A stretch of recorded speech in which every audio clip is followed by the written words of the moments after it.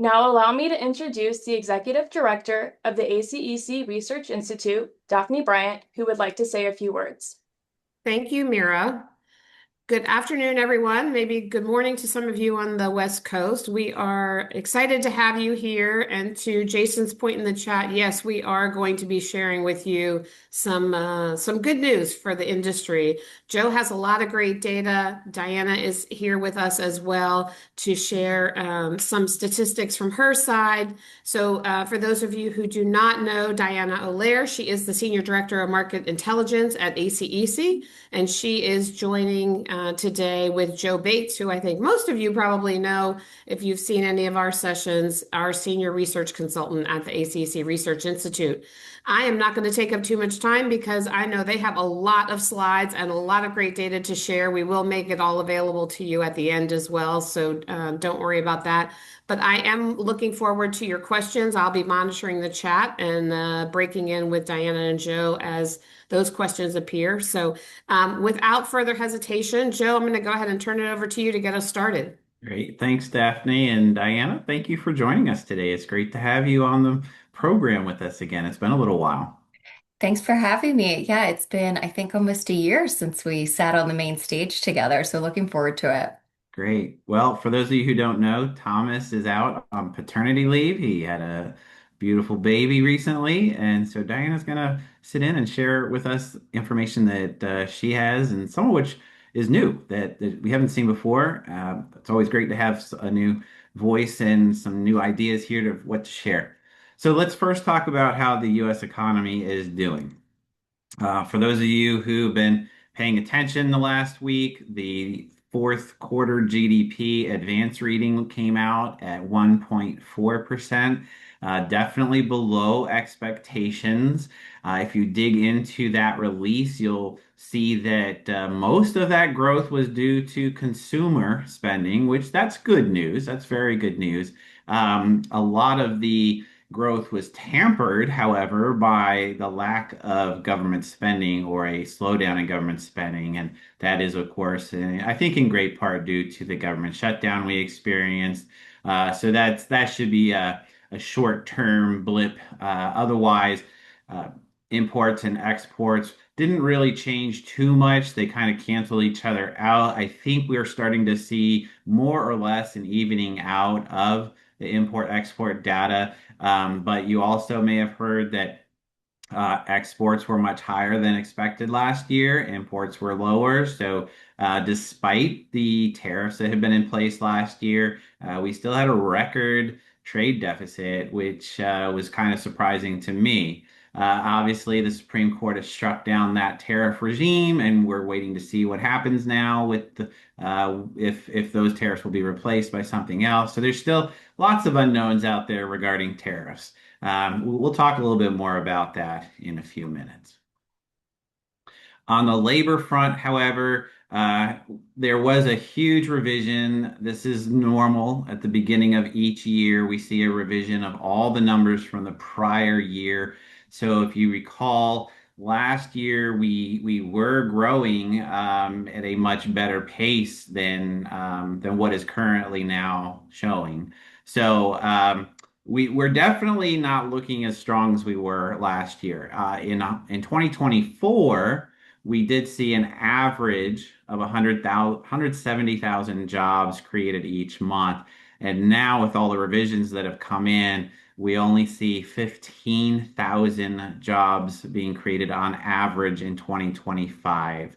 A lot of people are pointing to January as being a really good number at 130,000. However, we expect that to be revised downward as well, if not in the coming 2 months, perhaps later in early next year. So the jobs picture is not looking as great, but at the same time, unemployment went up a little bit after the tariffs and through the summer and fall, but it's starting to come back down. So we are definitely, if you have heard this no fire, low hire, or low hire, low fire economy, that is definitely the case. That's what we're seeing, and we continue to see that. When it comes to the labor force participation rate, I like to talk about that because it's just been meandering along. We're not seeing an increase there. It's kind of bubbling up and down. we're still well below where we were at the beginning of the pandemic. And last quarter, I shared with those of you who were watching some statistics that when you factor in the size of the labor pool, which is about 274 million people, that 0.08 or zero point 0.8 percentage points actually translates into about 2.5 million jobs, fewer jobs than we would have if the labor participation rate was higher. So, some interesting things going on with that. But again, overall, even if we look at consumer spending, this is only through December, but this is all consumer spending, and it's looking very healthy at the moment. People talk about the K-shaped economy, and we do see that. I don't have a slide on that, in that the top 20% of income households are spending more than half of the discretion spending. So we really do see this very divergent economy right now where the people at the top are doing quite well. The people at the bottom are struggling quite a lot. And so that has continued to be the case. And when we look at inflation, this is an area that has have been of concern for quite some time. We see that with the CPI, this is the Consumer Price Index, the headline inflation actually fell to 2.4%, with core inflation at 2.5%. That's not too bad. Again, it's been kind of going up and down, up and down. Oh, and I should have mentioned on these slides, you'll notice that there are spaces in the slides. There are a few gaps. That was due to the government shutdown, and September data was not actually released on most of the metrics. So just in case you thought we missed something, we didn't. The government did not provide it to us. So overall, the CPI it's again still above that 2% target. The problem really is with what's called the PCE. This is a different index that comes out with that consumer spending report, and the Fed gives this much more weight and attention. And the problem with that is that it actually increased from November to December. The overall rate went up to 2.9%, and the core rate, which includes the more volatile food and energy sectors, went up to 3%. And so that has definitely been going in the wrong direction. The CPE has, or sorry, PCE has been going in the wrong direction now since last summer. So I think the Fed is gonna definitely, in my opinion, I'd love to hear what you think, Diana, but I don't think the Fed's going to be cutting anytime soon. Especially with the strong jobs numbers or relatively stronger jobs numbers and the low unemployment rate. I always have this discussion with Thomas. So, Diana, what's your prediction on the Fed funds rate? Well, so I wanted to add a couple things and then I'll answer that question. I did want to add some color just for the viewers out there that I haven't met yet. I do staff the Market Intelligence Committee here at ACEC National. And so a lot of intel we get is from those member firms and from the data sources that they use to drive their business development and strategic planning decisions as well. And so that's the lens that I'm coming through. When Joe brought up GDP, I just wanted to highlight about what he talked about that sharp slowdown really quickly. And I'm glad he said advanced estimate because there will be a revised estimate that comes out on March 13th. And so those numbers do change. So I'm very curious to see if that goes up or down. But in addition to that, the Congressional Budget Office puts out a forecast and they have one for the 26 to 2028 year. And they're actually showing because of that government slowdown and the data we're seeing in Q4 that it'll be pushed forward to Q1. And so we could see that funding actually have a positive impact on the GDP number that we see there. And then on job growth, absolutely agree. During that shutdown, we pivoted and looked towards other data sources that continued while the government was closed. And so we looked at ADP, for example, that tracked private employers, and they're really echoing the same in that job growth really slowed during this period. And then last, labor force. So here at ACEC, we're really tracking the immigration policy and the impacts of this new H-1B visa fee that we're seeing. It's going to be a $100,000 fee for new petitions. And this could be something that firms may not be able to support. And so we're also seeing that the rule could actually show to have a bit more favoring on the higher skilled and higher paid applicants. So this could really shut out those interns that the engineering firms really rely on coming in. This will start on March 4th for the 2027 year, excuse me. So it'll be really interesting to watch how that could impact this tight labor market and this labor shortage that we're seeing in the AE industry. It could really have the potential to maybe not exacerbate the issue, but not really help. And then finally, on the Fed question, I think it depends on when we turn over. What is it in May when the current Fed chair leaves and the new comes in? I mean, it could be a whole new policy. I mean, I've heard anywhere from 1 to 6 rate cuts, which means it could be anything or nothing. And so your guess is the as best as mine. Yeah, and that's a really good point, Diana, and thanks for all the other commentary as well. I think if we continue with a sort of data dependent and data driven Fed, then I don't think we'll see any rate cuts. But when we see a change in who's on the Fed, who's the chair of the Fed, there could be other dynamics at work that we're not used to seeing that are different. So I do agree with you there that we could see some changes once that comes. So Hey, all Joe, right, just a yeah. quick question that came in. You mentioned the kind of lapse in some of the stats, right, when during the shutdown.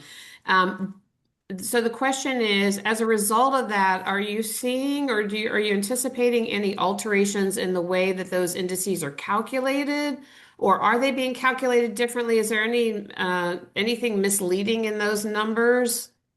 To my knowledge, the methodology has not changed at all. My what I did read was that in October they were having to do some estimates because they didn't have full data. But that should have worked its way through the system by now. I think we're back to normal at this point. So I don't think there's any methodological concerns that would be altering the data at this point. The only things, as I said, are revisions which normally occur. I think that's something a lot of people Right. don't know or realize, but we always see revisions to these numbers. There's the first estimate, the second, and then the final when it comes to GDP. And even the labor force numbers, those are revised regularly, typically up to 2 months after, and then that yearly change and update as well. So those are things that we just have to keep in mind. I would just like to add that in the US Census data that we also report on, the October data that was released in January included September and October in it. So those 2 months were reported out at the same time. There will be revisions, but the next one actually doesn't come out until tomorrow. The only change that I've seen noted is that they're changing their release schedule date to be in line with the Office of Management and Budget to have the data releases be consistent. But otherwise, how they determine that and report it would be the same. Yeah. Great. We someone made a comment that there's also two more Fed board members that are up at the end of the year. So yeah, we could see some big changes just due to who is nominated and placed on the board of the chair, the board. So we'll see what happens with that. But I mean, right now, again, inflation is when you look at the PCE, it's not going in the right direction. And those of you who have a more financial tilt, you'll know that when you compound data or money, 2% versus 3%, a percentage point makes a big difference. And so that does have an impact overall. So I personally do not want to see the inflation rate go up any more than it already has been. Now, some of that good news from the sentiment survey. We use a net rating system. So, for those of you not familiar with it, we take the percentage of positive responses and subtract the percentage of negative responses from that. And so, on this question, however, the way it's worded is it's worded negatively. So, the question is, I'm extremely concerned about the impact inflation will have on my firm in the coming year. So a more positive number here is not good. The good news is that we're seeing that number come down. It's down now to about where it was a year ago. We saw it jump up, of course, in the second quarter of last year. Just so you know, the survey that was conducted in the second quarter of last year was right after the tariffs were announced. So that's why a lot of the numbers are distorted there. Of course, throughout last year, we saw lots of ups and downs in these numbers due to decisions that were being made at the federal policy level. And then when it comes to tariffs, We also see that concern about tariffs is coming down. This is also a negatively worded question, so a positive number is not good, but we're getting that number down much further than it was. And I like to point out that even though tariffs are inflationary by nature, whether they do that in fact or not, but by their nature, they are taxes, therefore considered inflationary. There's less concern about the tariffs themselves at this point than there is about inflation. So I think that's very interesting. I think people are starting to adjust to the sort of the new normal when it comes to the federal inflation, the federal tariff policy. I know, Diana, you have a little bit to add on this topic. Yeah, so I think we were settling until the latest ruling came out from the Supreme Court, and so now everything could change again. But this data source I have here is from the National Association for Business Economics. It's a professional association for business economists. Thomas and I both are members and belong. It's basically statisticians, financial advisors, forecasters, policy leaders, about 24,000 members that are surveyed regularly. And in this particular one, it's the business conditions survey. And so we're really looking at how the conditions are impacting firms, anywhere from demand, prices, costs, wages, employment, all that good stuff. And so we wanted to bring this to you because it's a good parallel to the Institute data on our members to kind of see, are we tracking along with the rest of the industry and how are others feeling? And so this was taken prior to the latest ruling on the IEEPA tariffs, but I'm going to get a little bit more into that in a second. The first question here really reveals that most respondents expect tariffs to stay elevated in 2026.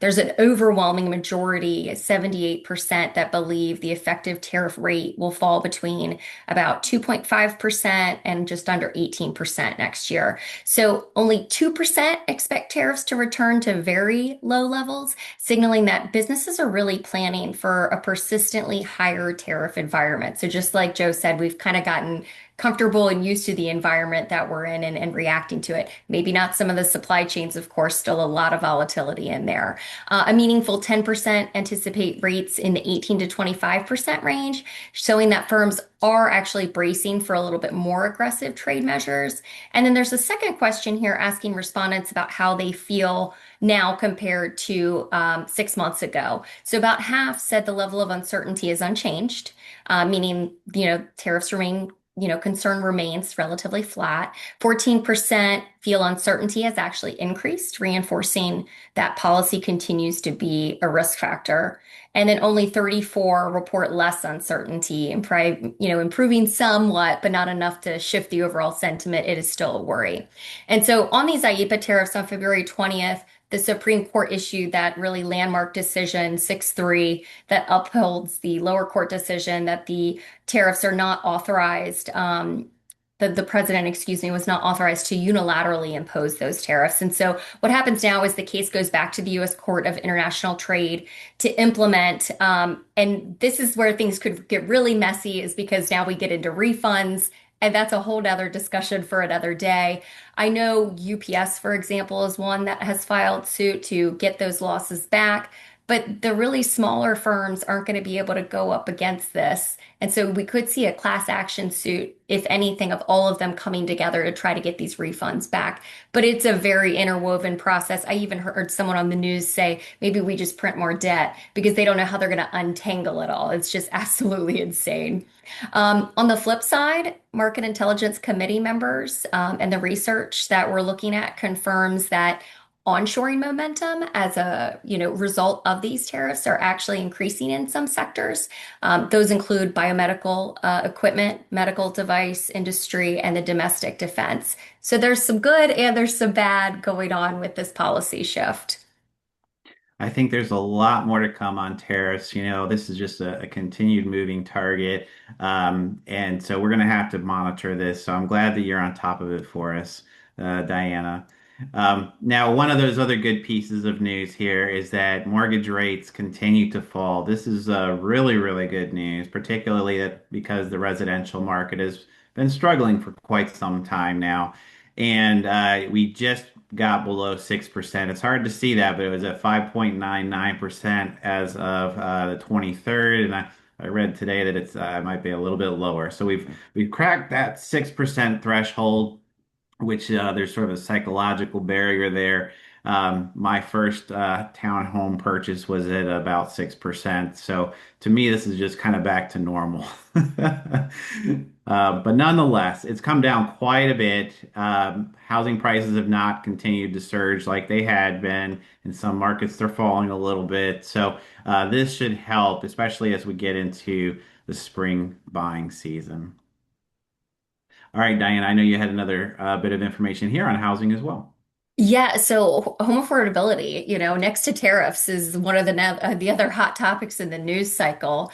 So in the same survey from NABE, there's an economic policy focused questions, and they inquired about the level of support for potential federal housing policy proposals over the next 2 to 3 years. So here are the results that came from that. About 64% favor reducing federal regulatory burdens. This means streamlining or waiving selected environmental or energy efficiency rules to essentially cut time and cost. That'll be aimed at stimulating home building. 59% express support for the proposal that would expand assumable or portable mortgages. These allow buyers to take over a seller's low rate loan. So, someone like me who bought my house in 21 at 2.5%, this becomes a potential option for me. And then third is the 42% to address penalty-free use of retirement or education savings for down payments. The point here is that there's a focus now on the supply side solution to the housing crisis, which is good news for everybody. Yeah, one thing I think is interesting there, Diana, is to introduce the 50-year mortgage rate. We've got about 76% who oppose that. I'm just interested to see that quantified, seeing as there was a lot of blowback on that when that was floated. So, but I'm with you on the 2.5% club. So, you know, it's going to be a while. Well, I'm older now, so I'm not going to sell my house. I'm good. All right. Well, let's get into some more of our AE industry focused data. Overall, I think we could say the economy is doing okay right now. Again, there's sort of the haves and the have-nots, perhaps, or the haves and the struggling to have, however you want to term that. But generally speaking, the economy is doing well overall, which certainly does help our industry. But we're also fairly insulated. There's a lot of reasons why our industry is somewhat insulated from the larger economy. And Diana's going to share a little bit of some of the latest information that we have. Yeah, so this here is the quarterly selected services estimates for Q4 of 25. This is an advanced report from the US Census. However, it does not break out yet, and I think this is kind of the, ripple effects downstream of the shutdown is we've got that AE number, but we don't have what was architectural versus engineering revenue. And so total AE revenue is actually down 0.2% for Q4 at about $125 billion for the quarter. This is relatively flat though. It's only down about 244 jobs. Year over year though, down negative 0.9%. However, year to date numbers, so if you're looking at 24 till now and 25 till now, which is a very small sample size, we're actually up 3.8%. So you could argue that there is the potential upswing there. And again, Q2 and Q3 numbers for engineering had us at about 94 to 95 billion. And I'm sorry, I said jobs earlier. I didn't mean to say that. Let me just fix that real quick. But so the basic story echoes what Joe says. Everything kind of seems to be doing pretty well so far. We're chugging along. No big, huge declines or impacts shown yet. And just also remember, this is a 2-month delay in the data release. They come out and then we're reviewing it 2 months after that. And so on the next slide, I'm just going to quickly look at AE employment. This is where I was getting ahead of myself. Growth remains steady. We're actually up about 2% year over year, up 0.3% month over month, signaling growth. And just like I said before, though, still a very tight labor market.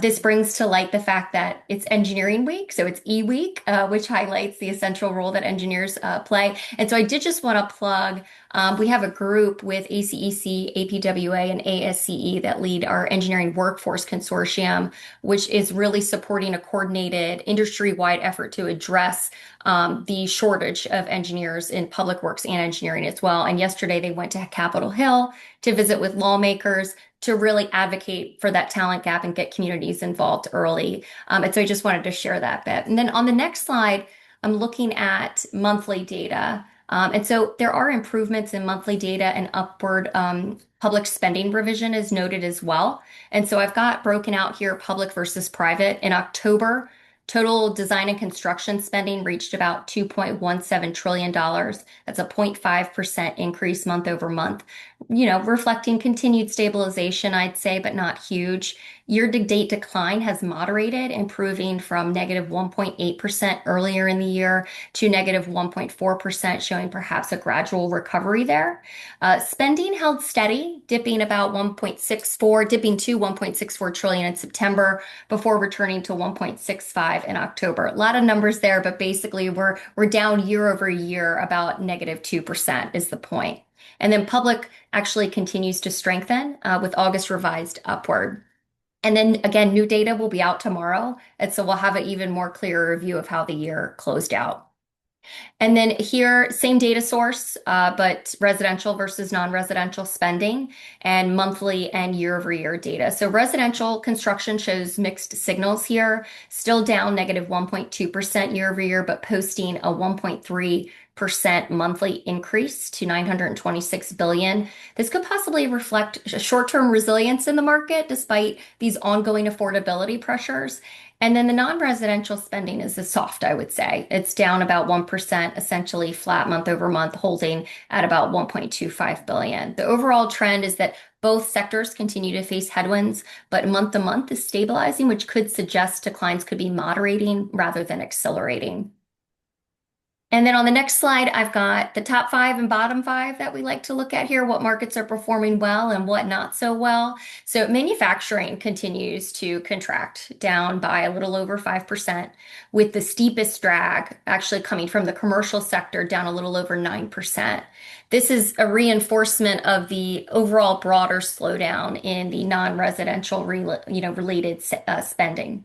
I've seen some forecasters, though, that have come out who believe that the 2026 to 2027 years could be great years for growth in manufacturing due to this onshoring momentum trend. And so that's definitely something worth keeping an eye on. Water-related categories remain a really great standout, driven by things like population growth, data center expansion, which we'll get into. Sewage and waste disposal up 14%, water supply up 6.5%. Again, I'll note this is year-to-date data.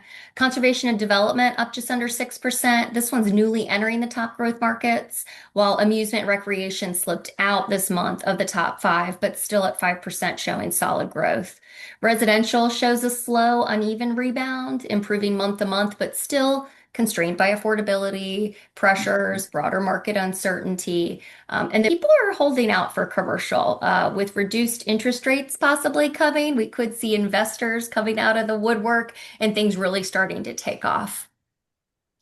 So before we get into more sentiment data, Daphne, do we have any questions?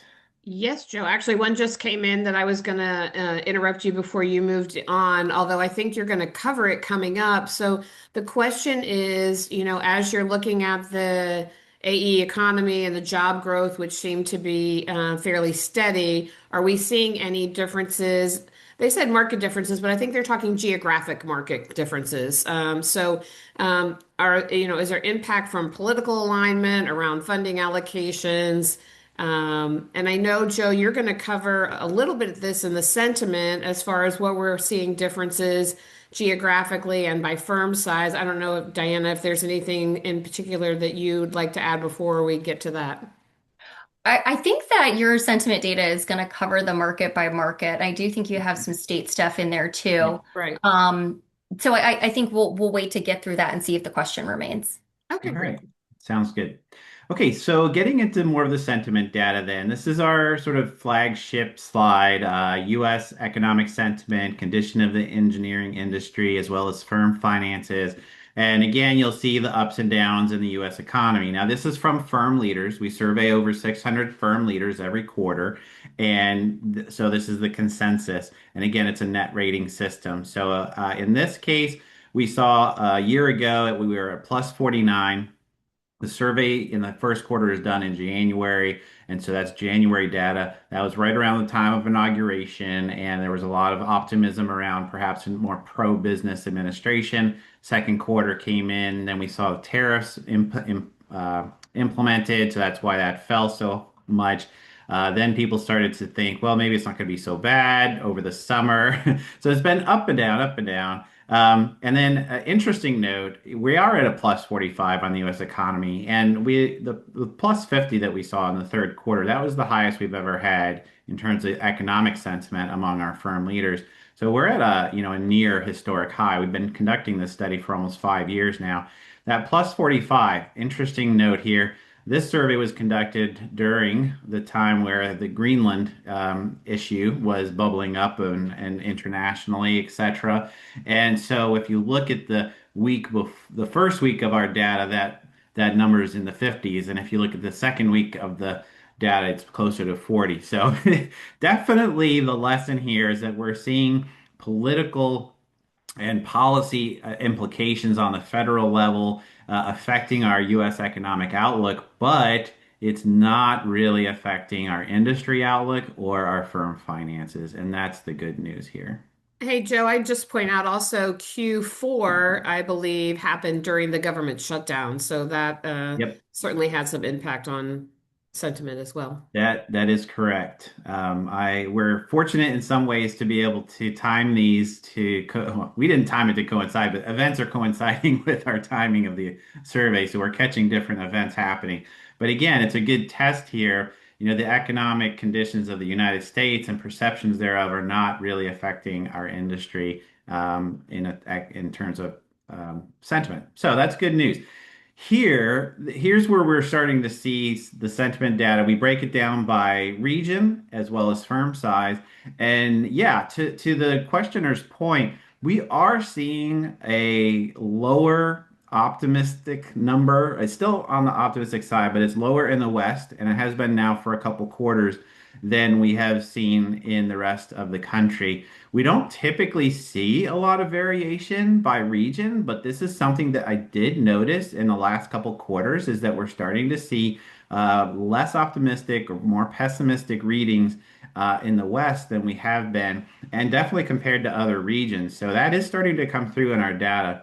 When we look at the firm size, we see that the rebound I shouldn't say the rebound, but the increase on the top line number of the total at plus 11 compared to last quarter, it's really mostly because of these small and mid-sized firms. And that is very good news because that's where we see a lot of the changes is, firms that are smaller, they have shorter backlogs, they are more affected by changes in the economy as well as our industry. So that's good news to see there.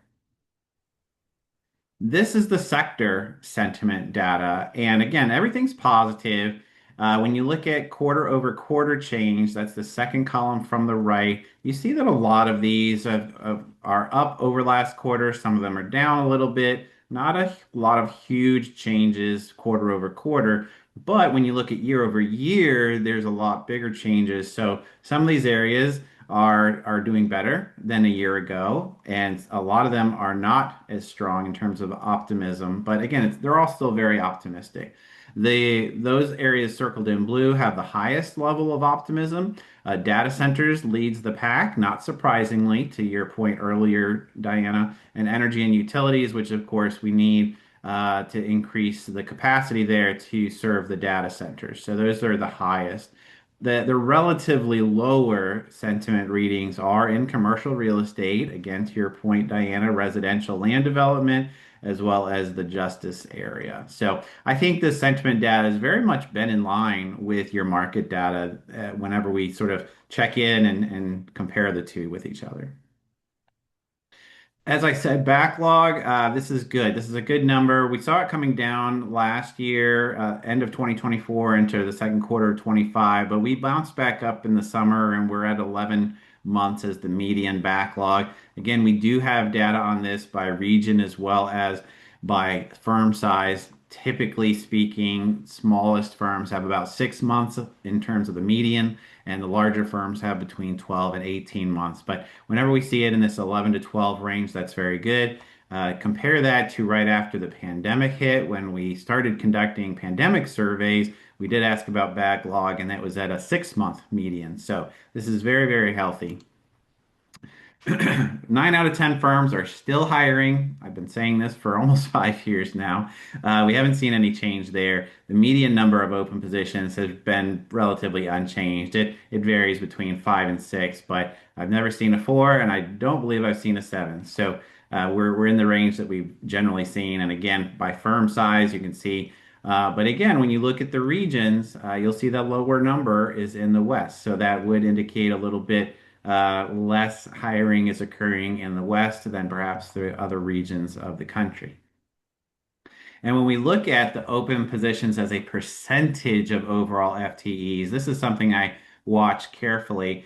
We were up at 9% for a very long time, and then it came down to 7%, bumped up to 8 in the third quarter, and now it's down to 7 again. So the overall number of positions available has declined just a little bit. But as Diana pointed out earlier, we still have a shortage of labor.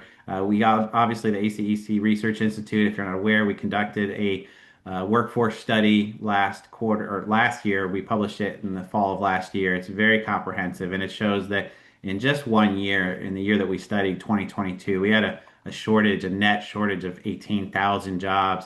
So we definitely are continuing to see labor pressures here, but they're easing slightly, ever so slightly. Hey, Joe, before we Yeah. leave this area, a bit of a comment slash question that came through. So you talked a lot about the kind of the ups and downs, right, as we were looking at quarter over quarter and the different events that were happening.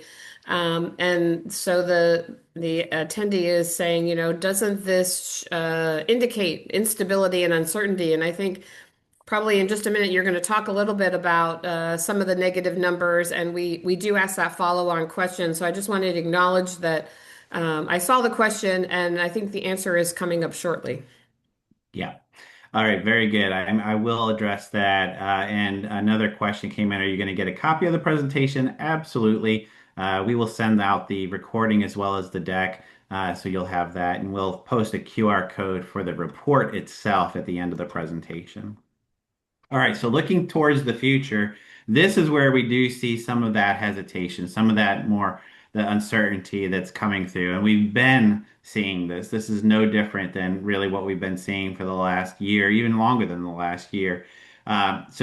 Here again, we're using our net rating system. The question is a little different. It's will the economy be better, worse, or stay about the same 1 year from now, 12 months from now?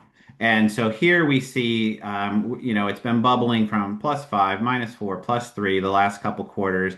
We obviously saw some huge swings from the first quarter to second quarter last year, which we talked about. But what's underlying this data is that you have about a third of respondents who say they feel the economy will be better a year from now. A third feel it's going to be worse, and the other third think it's going to stay about the same. So there are different camps when we're looking at the future, and there is still a large amount of uncertainty looking towards the future. So, fortunately, we're getting a bit more positive when we look at the engineering industry as well as firm finances. So those are good points, but this slide here really does help us understand some of that uncertainty towards the future. And Diana has a slide, but after that, I'll explain why people who feel negative are feeling that way. So recession fears have been something that I think has usually been a question in your report, and those fears still exist, although they appear to be easing across the industry. So we take a look back here at the NABE survey, and there's a clear majority, 56% now see the probability of a US recession as 25% or lower. This is a sharp improvement from the survey in October, which was at 35%. Recession expectations are overall shifting downward, and the share of panelists assigning about a 26 to 50% probability has fallen compared with recent surveys too. And only about 10% believe recession odds fall in the 71 to 75% range, and no one sees the probability above 75%, which is great news. And so for the third consecutive survey that this has been held, 0 respondents have said that the US is currently in a recession, which is really reinforcing a broad consensus that conditions are remaining relatively stable, Joe.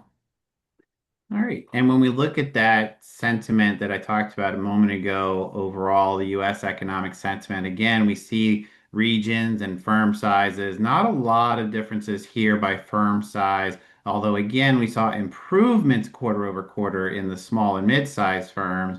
And we're still well below where were a year ago. But you'll see that in the Midwest and the West, the number is still negative, and considerably below where we are in the Northeast and the South. So, um, some of that data. And again, when we look at the sectors, a year from now, this is again, it's future sentiment. Pretty much we see that those sectors that are doing really well now, people expect them to continue to improve, not just be the leaders, but improve even further. So data centers, energy and utilities. And then we also have water, wastewater, which you talked about, Diana, transportation, airports and roads and bridges and manufacturing industrial facilities. I think that's where you're talking about, hey, we might be turning a corner here and start, hopefully, maybe starting to see some more positive movement in that area. Yeah, so data centers, really excited to talk about this one. I can't have a conversation with an engineer without this coming up. So here is a slide that I've put together with data from FMI that puts out an engineering and construction outlook. This they released for Q1 of 26 and shows a 5-year forecast and the growth over time. As you can see, a consistent, strong growth is really projected over the next 5 years. The major trends impacting this market, one, AI. So it's the main dominant growth driver, not only for data centers, but for power and water markets as well, which is why when I was showing you that top five, you see a lot of water up there because it is a very large driver of that market. AI related data center power demand is projected to surge from about 4 gigawatts of data center power, the AI portion of it, to 123 gigawatts by 2035, which is huge. That number was recorded by McKinsey and represents 70% of all data center power demand. So it is extreme. The next is water use. So this is actually something that's a little bit more nuanced than we had originally thought. Technological advancements, I think, are really taking us forward to limit the water use. So the big four hyperscalers that are out there, so you think Amazon, Microsoft, Google, Meta, they are accelerating advanced cooling technologies as they pursue positive water operations by 2030, which means they're giving more than they're consuming. And so there are a lot of new cooling technologies that vary significantly in water use with methods ranging from free air and closed loop systems to liquid immersion, directed chip, evaporative cooling. There's all types of new things coming out. And then third here is the co-location opportunity of data centers with nuclear power. This is really emerging as a strategic option to meet long-term and high-density power needs. And we're seeing that more and more. And I've also heard these small modular reactors or SMRs were taking about 5 to 10 years to come online. The NRC was actually just here for an Energy and Water and Environment Committee meeting, and he said they're doing it as soon as 3. So I definitely think that there's potential growth there in that market. And then finally is the community engagement piece. So there's a lot of misinformation and misconception surrounding data centers. And we have a lot of business developers and marketers within engineering firms that have come to me asking, is it our job to address the community? Is it the engineer's job? Do we hire a community engagement company, a PR firm? Whose job is it to go out there and inform and educate these communities about what data centers can and can't do? There's economic development impacts that are positive. There's property taxes that they pay that then go into funding schools. So there's a lot of information there that are impacting engineering firms, not just from the engineer perspective, but also these other departments as well. Diana, thank you so much for the deep dive on that. That's information that I think is very, very interesting and helpful to folks, and we have not shared that before. So really, really interesting stuff there. So when we get to some of the reasons that people are concerned about the future, this is our slide. We see that political environment and uncertainty leads the way. 91% of those who feel that business conditions will get worse over the next year, whether it's U.S. economic or the industry or their firm finances, Nine out of 10 feel that it's political environment and uncertainty. That was not the number one item before about a year or so ago, and obviously with a lot of ups and downs and tumult in the political sphere, that I think has risen to the top. We see that general economic uncertainty. People are just concerned about what might happen, and they're not 100% certain what's going to happen. Those two are leading the pack. These other areas in the top five, while still in the top five, they are lessening. So inflation and rising costs, that's coming down a little bit. Tariff impacts as well as recession concerns are also coming down, as Diana mentioned with the NABE survey. A couple other areas that they're still there. They're a little elevated. Slow rollout of IIJA as well as workforce shortages, but again, not in the top five, but they are driving some of that negative sentiment. When we look at anticipated backlog a year from now, we see that we have a plus 31, so we're back on the positive side, very, nicely on the positive side in terms of people feeling that their backlogs are going to increase. Now, I will say that we're terrible at predicting the future. We've been doing this study for almost 5 years, and when we look at the 12-month out prediction, and then when we get to that point in time and we look at current conditions, we don't see a lot of change, and we still see a lot of positive optimism. So this really just reflects how I think the level of uncertainty goes up and down, and that can affect business planning, and it can affect how firms are reacting in terms of their current business outlays. But nonetheless, we're moving in the right direction here. Future hiring sentiment, we also continue to see that come back from the low of Q2 last year. That plus 45 overall last year was the low point, and it's still very positive. And now we're back up at a plus 60. We had been in the plus 70s to plus 80 for a long time. So again, we're still in a labor shortage environment. We're still in a hiring environment. It's just not quite as intense. And in a little bit, I'm going to share with you what that has meant for wages, because we do ask that on a yearly basis, not on a quarterly basis. And in our own survey, Diana, I think you nicely gave us a prelude to this, but we also have seen our own firm leaders, their recession concerns have fallen significantly to 38%. The 35% a year ago was the lowest point we had seen since we had started tracking this metric. So, again, I think firm leaders, more or less, are not feeling particularly concerned about a recession at the moment. That was not necessarily the case in the second quarter of last year where we had that spike, but definitely moving in the right direction right now. All right, so I wanted to bring another data source here for you aside from the NABE. And this is findings that come from the Conference Board. So they're a think tank. They have a C-suite outlook for 2026. And so this is a global survey, not just US focused. And it reports on anyone sitting in the C-suite and their priorities. And so here on this slide, you see responses are ranked from most important to least important. Here, uncertainty, which you couldn't have teed it up better if you tried, Joe. The uncertainty emerged as one of the top challenges for global CEOs for 26. No surprise there. This really reflects concerns over the economy, geopolitical risks, security, policy changes. That's a really big one. CEOs like globally ranked economic downturn recession, to Joe's point, as the top external threat at 35%, followed by uncertainty at 29 and tariffs at 23. However, this differed based on the range you were in. So for example, Europe and Asia in this survey cited recession risk first. So that's where you're seeing that. And North America actually placed it second. So this is where we're seeing that in line with Joe's research here. Inflation also remains a significant concern across all regions. Overall, though, the 2026 outlook underscores that uncertainty. It really is the overarching theme, keeping CEOs up at night, shaping strategic priorities for the year ahead.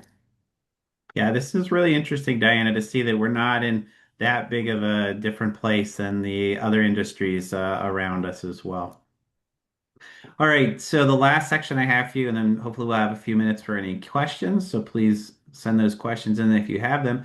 We always have a hot topic section. These are questions that change every quarter, but this quarter, I have for you some data that we track on a yearly basis. And so this is data that we've collected starting 3 years ago. So you'll see three different years, 2024, 2025, and 2026. We always ask, what are your biggest concerns for the coming year? These pretty much mirror other areas that we've already addressed in the survey, but we ask it, and it's really interesting to see how this changes from one year to the next. Some items you'll notice we did not ask in prior years or in the first year because they weren't issues that were bubbling up at the top at that point. But the top two items are still wages. Now it's come down considerably, but they still are the top two issues. The third issue, which has bubbled up quite a lot over the last 2 years, are business disruptions due to government cutbacks, furloughs, and shutdowns. So this is really taken into consideration a lot of elements that have occurred over the last few years, but that is now the number three concern for our firm leaders overall. This was asked of everybody, not just those who have a negative sentiment. Impact of AI and technology, 42%. First time we asked that was this year, and it comes in at number four. So again, you can see there's a lot of issues here. Some of them are decreasing, some of them have increased a little bit, but overall, you see those top issues that are driving concerns for the year. So, well, let's turn to staff. We have staff turnover rates that we've been watching now for 4 years. We see that that has not changed much. The average up in the top right there, or the upper right, that's where you really want to focus. We see that it's been 7.8%. So really, staff turnover overall has been fairly consistent. When it comes to actual increases in wages, we break this out between new hires as well as existing staff. So this is the new hires. We see that 83% of firms, and that's not on the graph here, that's just from another data point, 83% of firms saw increases in salaries for new hires. Incidentally, that's down a little bit, not a lot, but it's down by about 3 or 4 points from the prior year, so a little easing there. But the big story for me is, again, looking at the averages. In 2022 and 2023, as we were coming out of COVID, those were double-digit increases. And even the last 2 years were 9%, but now we're easing to 7. I know that's not great. It's still a pretty large number, but it is easing. And so we're going in the right direction. And if you look at the detail in this graph, you'll see that the percentage of firms that had less than a 5% increase has jumped up to 19%. And on the opposite side, more than 10% is that increase is down to 12%. So again, there's some differences here, certainly by region, by firm size, etc. But overall, we're going in the right direction. When it comes to existing staff, we see that almost 9 out of 10 firms are still seeing increases for existing staff. But again, those increases are moderating just a little bit. The average was at 6%, a little bit more palatable than 8%, which we saw in 2023.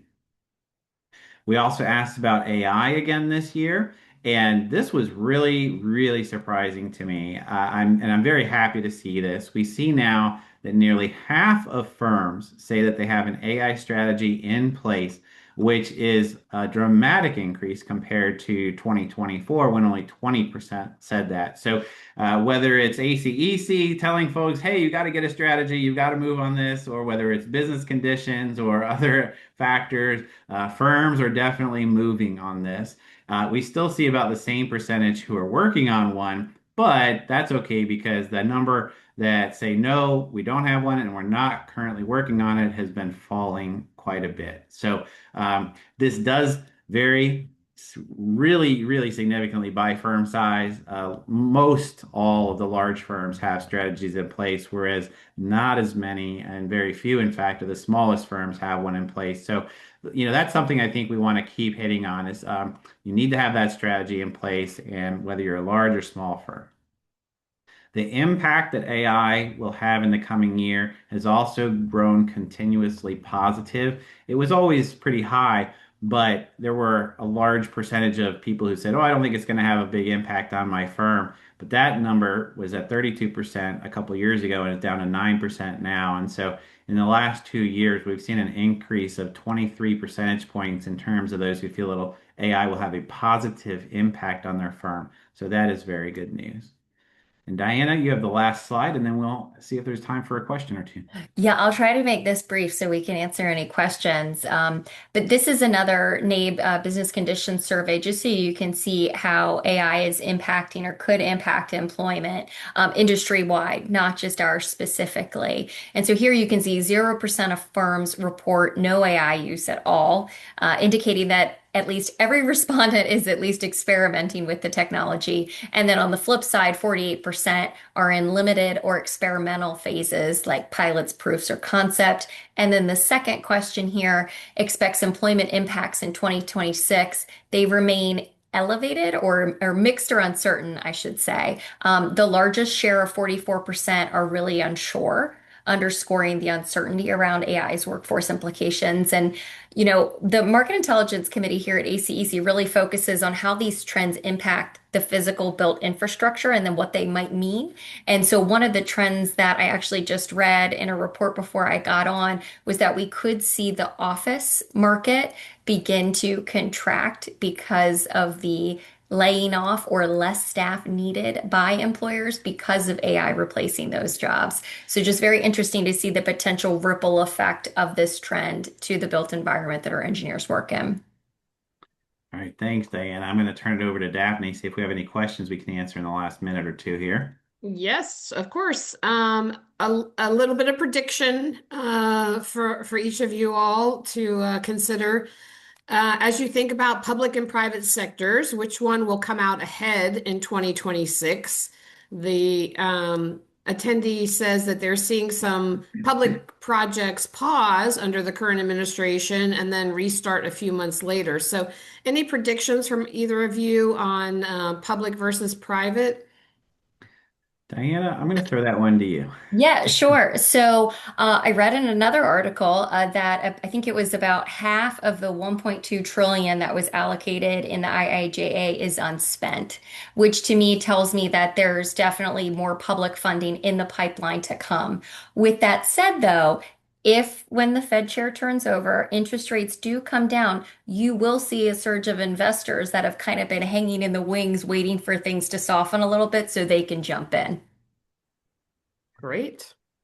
Any other I questions, Daphne? I think that's all the questions we have. I would like to just take a minute and thank all of our donors who make this research possible. We could not do it without them. And if your logo is on this screen, thank you, thank you, thank you, and thank you for being here participating. If it's not on the screen, I'd love to talk to you about how to get involved with the Institute, not just from a funding perspective, but from an engagement perspective, helping drive our research agenda. So please reach out to me if you're interested in having that conversation. We're going to throw up the QR code. This will take you directly to the Q1 sentiment report. There is a lot more data than we were able to cover today. So please download that and have a look. A lot of data is broken out by segments, by geography, firm size, etc. So you can get more details there. And then I'll put in a quick plug for our next segment that we're going to do, and that is on our community building roadmap. This was formerly the diversity roadmap. We have a session next Tuesday on March 3rd.